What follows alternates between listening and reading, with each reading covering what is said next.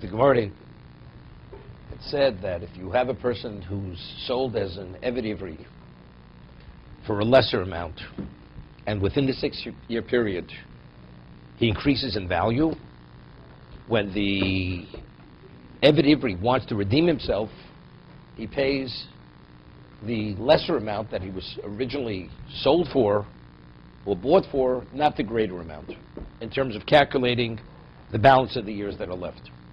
What about he was sold for a greater amount, and subsequently, due to injury, he's worth less, and now he wants to redeem himself? So in terms of the master's taking a loss, correct? Because he paid so much, and now the question is, what does the Eved Ivri pay? So again, the pasuk says you pay the lesser amount. You pay the lesser amount. Simar asks why. Why, when it's always in the interest of the Eved Ivri? The Eved Ivri, so the Gemara says, because you learn it from the Eved Ivri that's sold to a non-Jew. So the Gemara says, what is the reason? They shouldn't assimilate. But why should the master take a loss? Let the community pay for him, right? The community is redeeming him. So let them come up with a greater amount of money. Rabbi, when you say the owner's taking a loss, the owner already took the loss. When he got injured, his value is diminished. That's when the loss was. He's only worth, if he paid 100, he's worth 50. He's worth 50. He's only going to get $50 worth of work from him the rest of the time, no matter what he paid. The loss is not the redemption. I know. The loss is when the injury is replaced. Let me ask a question. You have a cup. You know, we speak about, oh no, you're not permitted to overcharge a person more than the market value. That's unbeknown to the buyer. But let's say a buyer comes to me and says, he needs a cup. He wants a cup. Cup, its market value is not more than a cent. He said, you want it, it costs you $10. Man says, but it's not worth $10. No problem. You want it? That's what it cost you. I don't have to transfer the cup into your domain unless you meet my price. You're right. Injury-wise, he's worth less today. But factually, in terms of my investment here, I'm going to maximize on I want to be covered for what I invested. I have to agree to release you, right? Torah says we can impose it on you. But factually, if the Torah wouldn't impose it, he has a right to say, I want you to remain with me. And he has a right to make demands. You want to be released, you meet my price. You don't want to be, right? To ask more than I paid, that Torah says it's understandable. That's not fair. But the man has a right to say, look, you're supposed to be the agreement 6 years. Now you want to leave before 6 years, you paid a price. Minimally, I should be compensated for what I paid. So it's irrelevant what the market price is. Here the Torah is imposing something on him against his will. He says, I prefer to retain it. And that's the right of an owner, to dictate value. You want me to release it? Release him, you pay my value. Minimally, what I paid, we say that's irrelevant. So the Gemara says maybe it's so that he shouldn't assimilate, because if he's not released, he's going to assimilate. They answered, what is one thing after another? But you still pay the price. You should pay the purchase price, which is the higher amount. On that, the Gemara quotes a pasuk. We're holding exactly the pasuk. The Gemara said, Omer Rav Nachman Yitzchok, or Omer Rav Nachman, it's a question. Trey Kroiksivi, regarding the case of the Eved Ivri who was sold to the non-Jew, the two psukim. What are the two psukim? It says in the pasuk, Im Oj Rabos B'Shonim.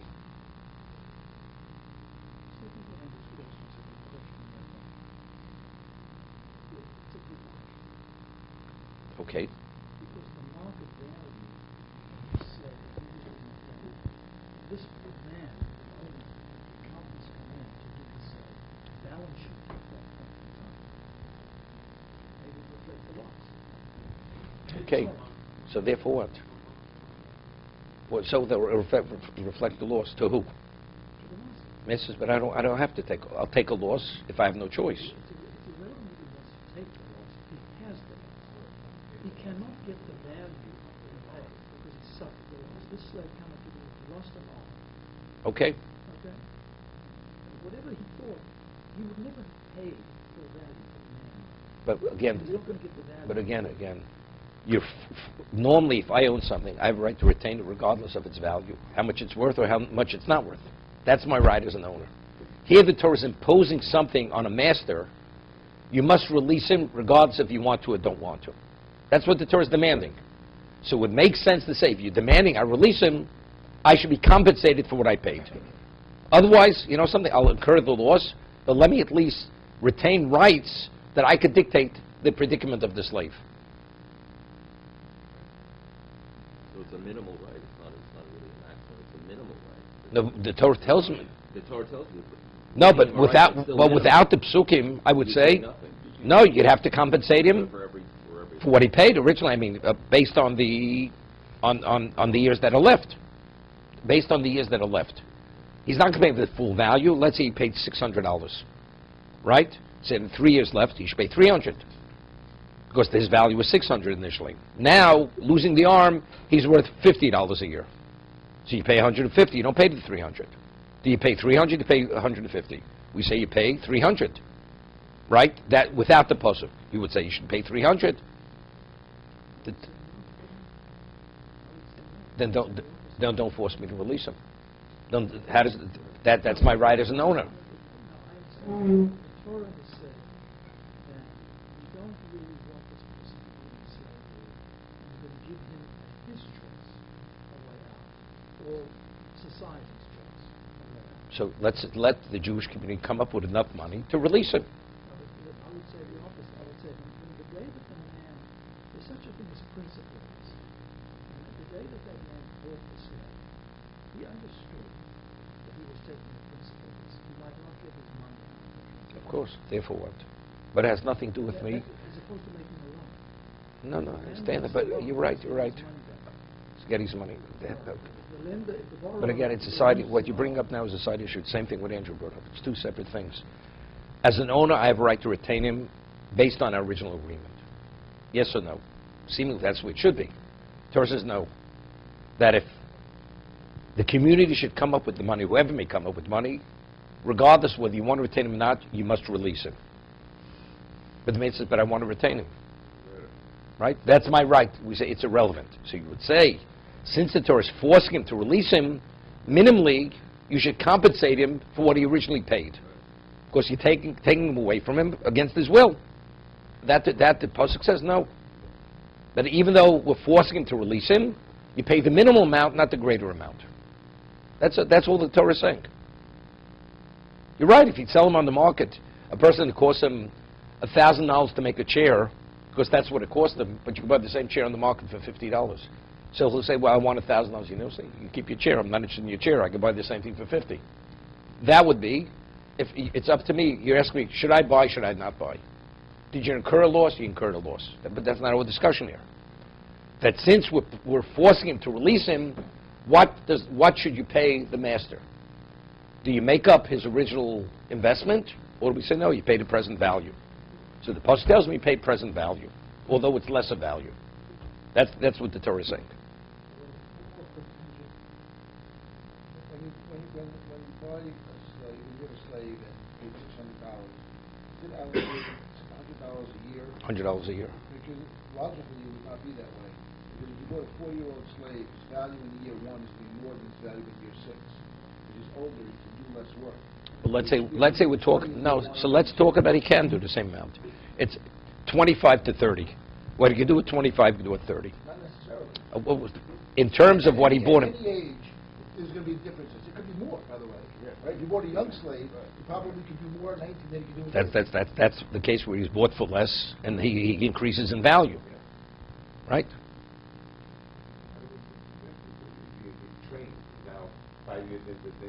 Okay, these are all side issues. But I'm saying it can work both ways, but in almost no cases, it Okay. can work the same in the first We year. discussed that Gemara speaks about a case. Let's say you purchase a slave, a Jewish, he's an expert diamond cutter. At 25 or 30, he's not become more expert. You're not asking him to carry heavy loads. So in terms of his value, what you paid for, his value is being a diamond cutter. Right? Nokiv Margolius, the Gemara says. Nokiv Margolius. There's no difference. So there's a constant in value. Because that's what his value is. You know, what if he's 50, by the time he's 56, his hand is not steady. You're right. You're right. So then he's worth less.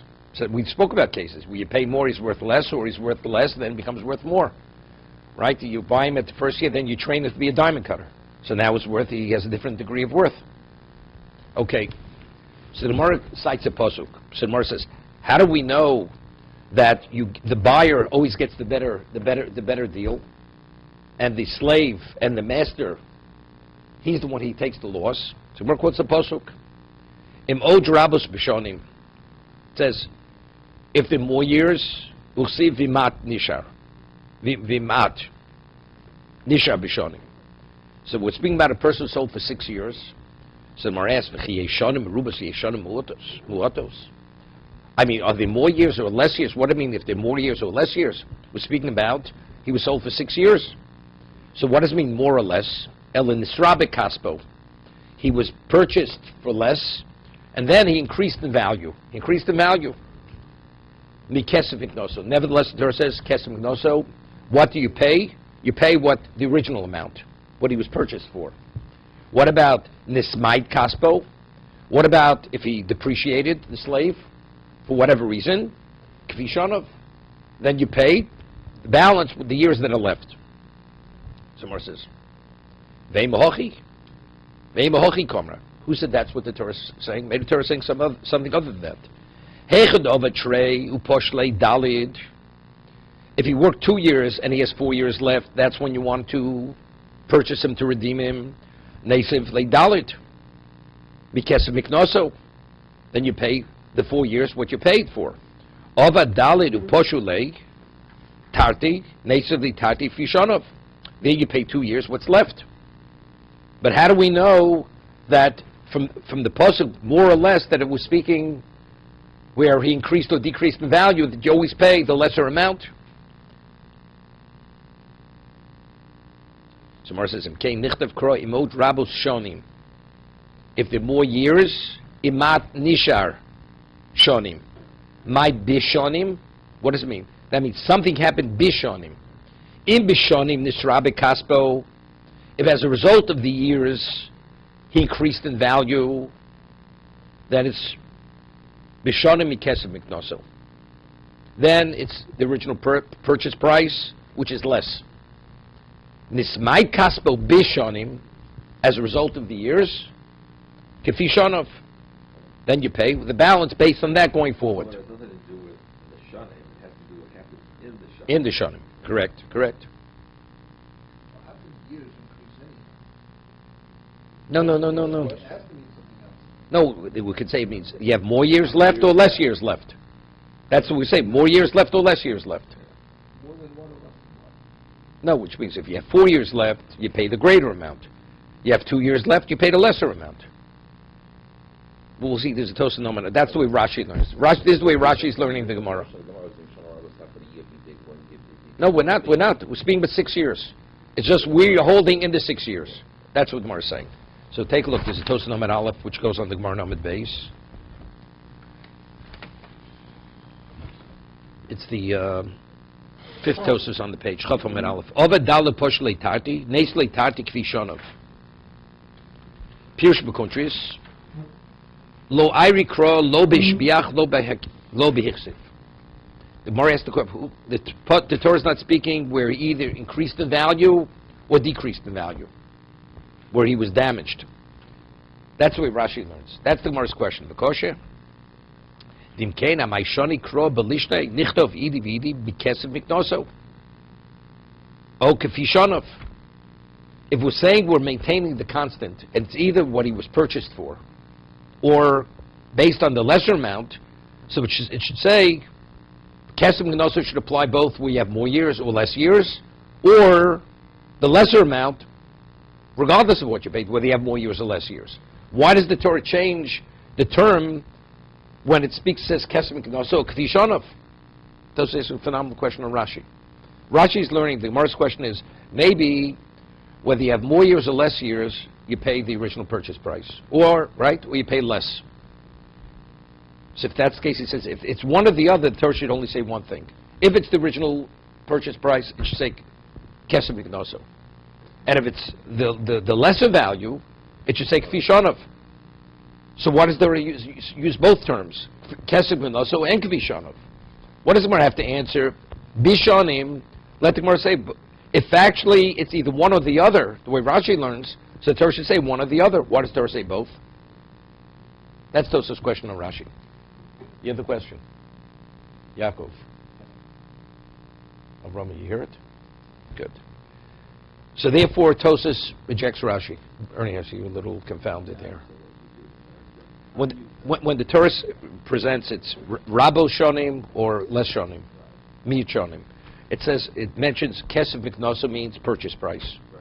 Then it says Kifi Shonov, according to the years. So if in fact we use the same yardstick, right? Either the sale price, the purchase price, or the lesser price, the lesser, whatever it is, so let it use one term.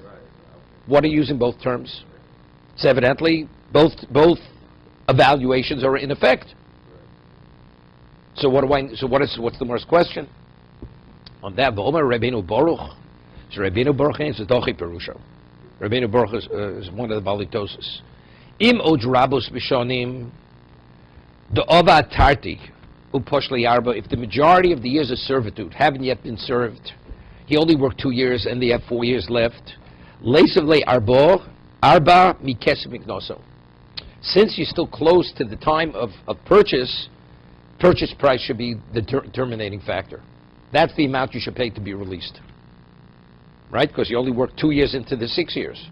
So you're closer to the time that you were purchased, so therefore the valuation should be what he paid. Bein hichse bein hishpiach, whether he less or more. Whether he decreased in value or increased in value. Why? Mishum shu somuch lizman knisa tfeig mizman yitzia, because he's closer to the time that he was bought than the time that is going to be released. When you say you should use the purchase value, to determine the value, you're still valuing the years, still discounting the Yeah, years. but it's based according to on what the number? value. Original, what the number is. Again, using the case of 600, and he's in the second year, so it would be 400 left. 400. Right. Right, that's exactly what he's saying. But let's say you're holding the last 2 years. The ma'at nisha b'shonim.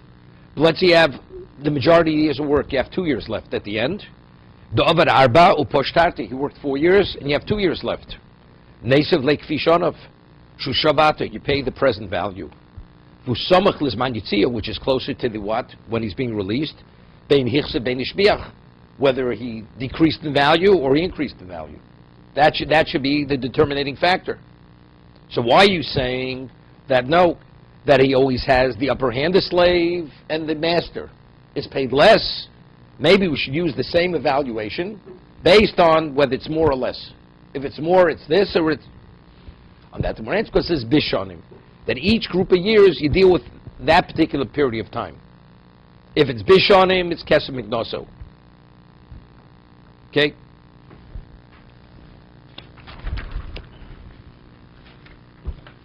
According to this lyric, you should just say Kifi Shonov. What in specific and No, Kfi Shonov, I wouldn't know that. Kifi- years left. No, but according to which evaluation? What is the valuation? Right? Is it the greater amount or the lesser amount? So I need Kfi Miknoso and I also need Shonov.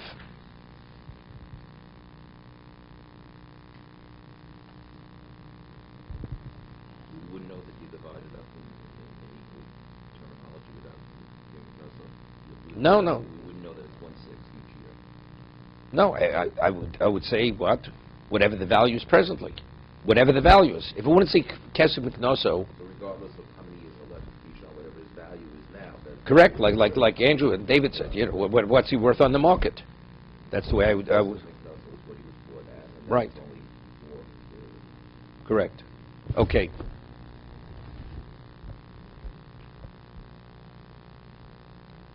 Omer of Yosef. So this was Rav Nachman's. Here he's coming. I mean, Abai says there's no question I wouldn't entertain, right? Harei ani kebenaze bishuki ditferio. But this person posed the question to Abai. He couldn't respond. Rav Nachman comes to answer. How we understand it from the pasuk that the slave, the Jewish slave, he always has the upper hand, and he answered it. Omer Rav Yosef, Dashinu Rav Nachman, Lani Kroik Sinai. He says, Rav Nachman interpreted the pasuk, the equivalence of it was given at Sinai. As Moshe at Sinai explained the psukim to Klal Yisrael at with the same level of clarity, he elucidated the psukim, Rav Nachman.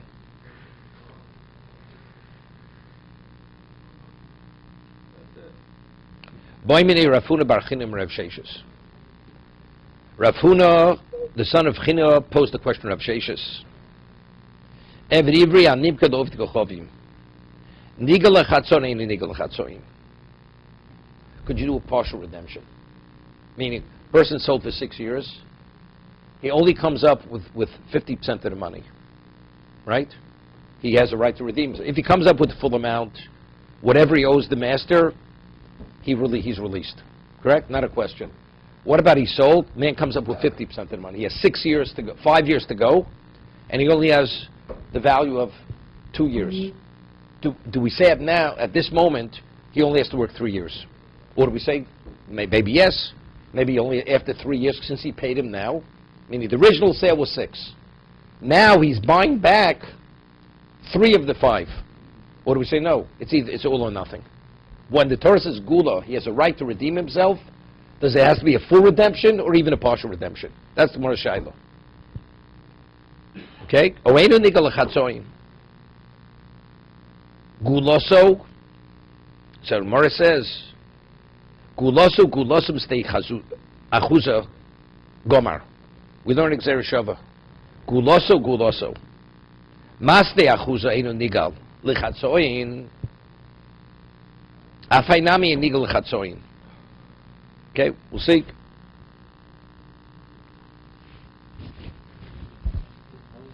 One second. We wanted the question, the original question?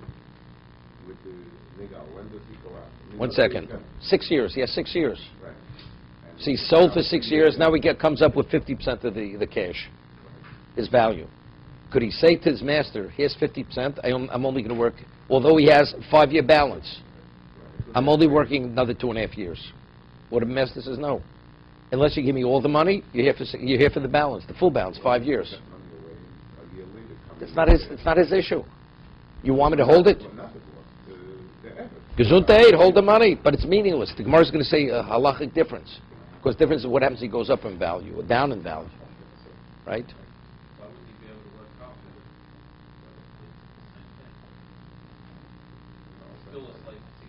No. So it doesn't work that way. No. Because they're simultaneous. You're a slave and not a slave. That would be like buying half your freedom. Right?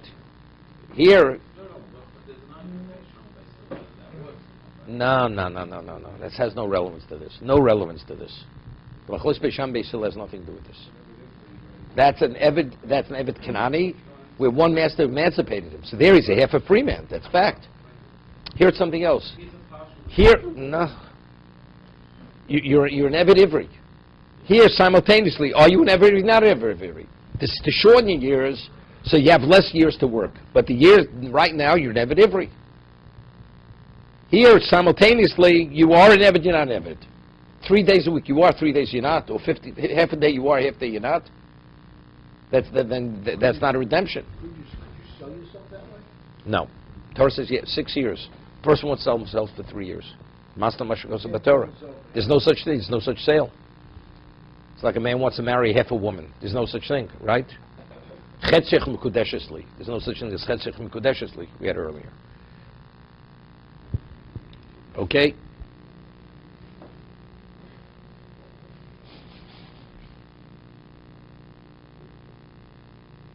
This question about insulting my relative, the same could be asked of a Jewish master. Same thing. There's Same no thing. difference. Either all or nothing. Correct. So maybe we're going to gulosu b'stei achuza. The person sells his field. Stei achuza. So the one who sells the field, when you sell a stei achuza, that means the portion you received when Eretz Yisrael was divided.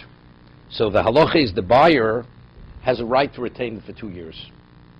After 2 years, the original seller has a right to come, and he says, I want to repurchase it.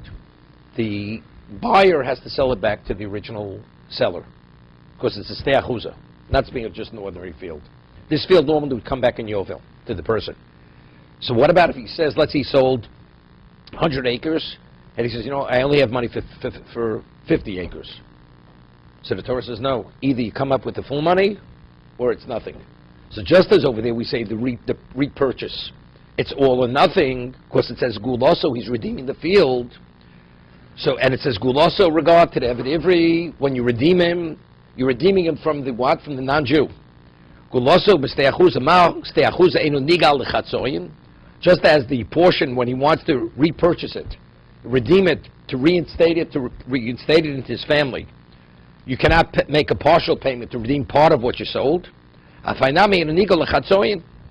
Here also will say, when you want to redeem the slave from the master, it's either all or nothing. I'll go see it. No, because the word is gulaso. It says gulaso. It's the same word. Well, it's not really. If it would be Gzera Shava, we wouldn't differentiate, because tomorrow wants to say maybe we're learning like amendments to justice over the gulaso. We're interpreting it to mean all or nothing. Here also we'll interpret it similarly, all or nothing. Or to say no, maybe we could differentiate between the two.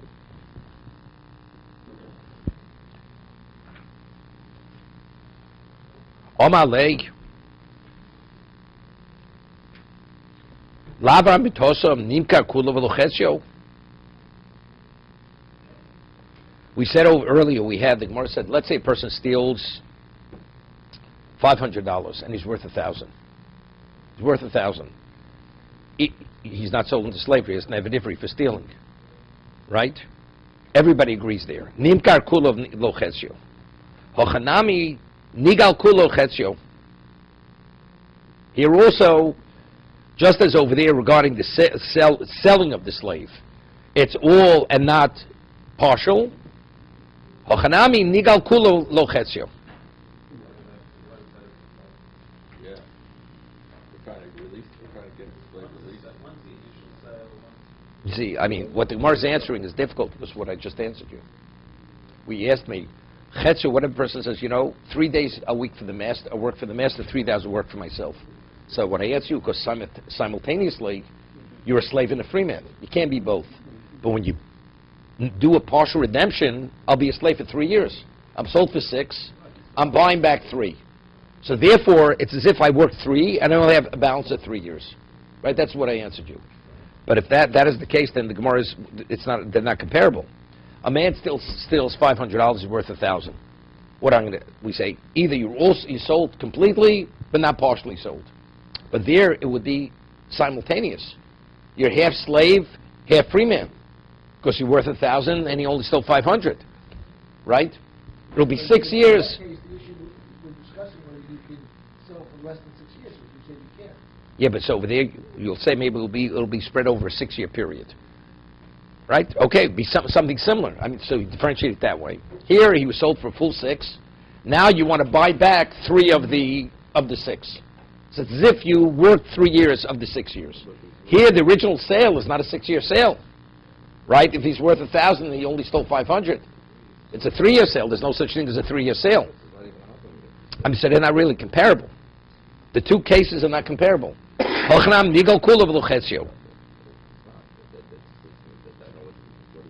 What is even the Havamina? We'll see him because there's difficulty here. He answers that, and then Abaye says, Abaye says, and if you would say you can make a partial redemption, meaning you pay for 3 and and it'll only work for 3, where originally was sold for 6, and this is the way we rule. We pass this way, right? That's the Rambam Shita. We always rule like in Timsel Omer. Whenever the Gemara says, if you will say this, what will be? The Gemara is not talking about theoretics. Whenever the Gemara presents a question, it's a practical question. So what's Abaye saying in Timsel Omer? If you would say you can, well, we just said you can't, right? Because we just compared it to the case where a man's worth 1,000 and he only stole for 500. So if they're comparable, there's no Timsel Omer. There's nothing to consider to say that a partial redemption is a redemption. So evidently, they're not comparable. They're not comparable whatsoever. So you have to understand what is even the consideration, the Havamina, to even compare the two. Well, go on Chatzon or not, between the Rambam and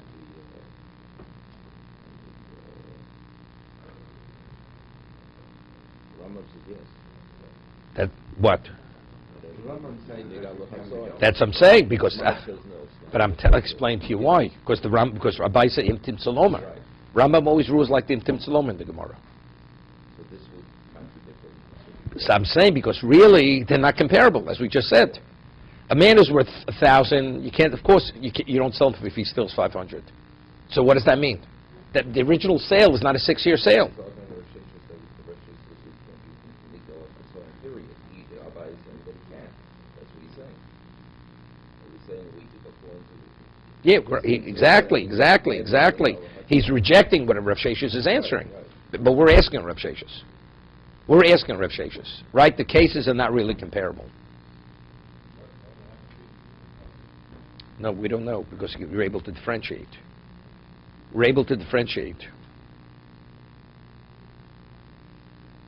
Do we compare them? Don't we compare them? It's not a Gzera Shava. There it says Gulaso, here it says Gulaso. No. Maybe, firstly, what? He brings something before, it's not necessarily just puts the two words together. It's not, Here, 1 second.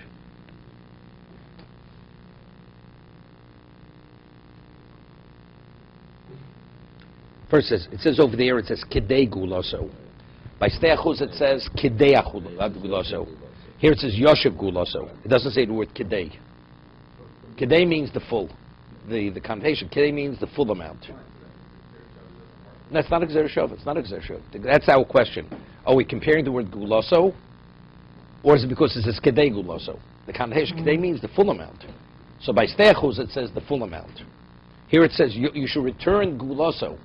So what degree is Gulaso? Is Gulaso full amount? Or is Gulaso even a partial amount? That's the question over here. It's not a Gzera Shava.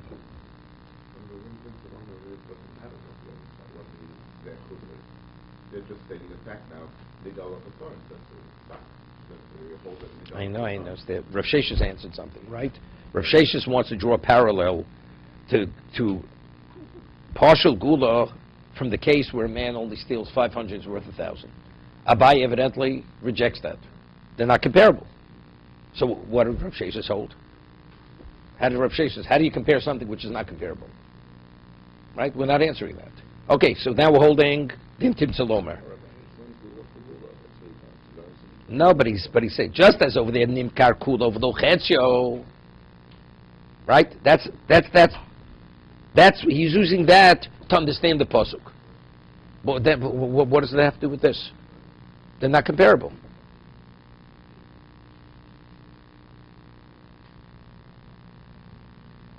So Omar Abayim Tim Saloma Nigel Chatzoin Mishkachas L'Kula Ula Chumra. Now the Gemara says something interesting. If you sell Nigel Chatzoin, you could have a situation where it's L'Kula L'Chumra.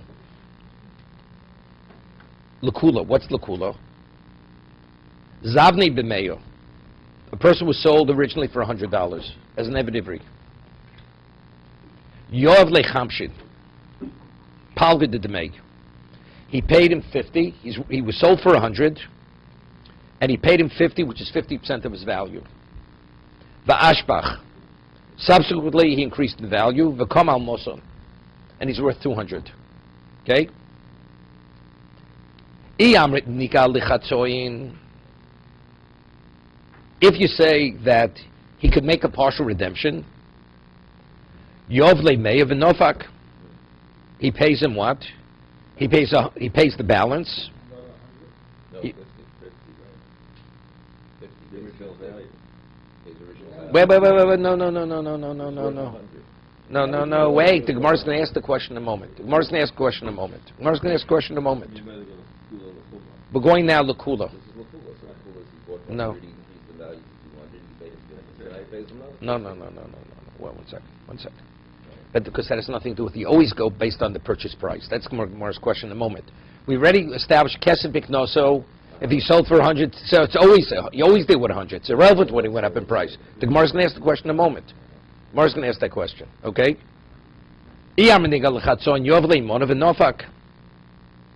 if you say a partial redemption is considered a partial redemption, he pays 100 and goes out. Okay? Because really, he should pay 150. Right? Not 100. But if you say, originally it's 100, so when he paid 50, how many years does he have left? He has 3 years. So what are the 3 years worth now? 100. Because 50 he paid. So therefore, all he pays 100, he goes out. If the original 50 gave him, he has 6 years. So what are the 6 years worth now? It's worth 200. How much did he pay towards the 200? Paid 50. So what does he owe? He owes 150.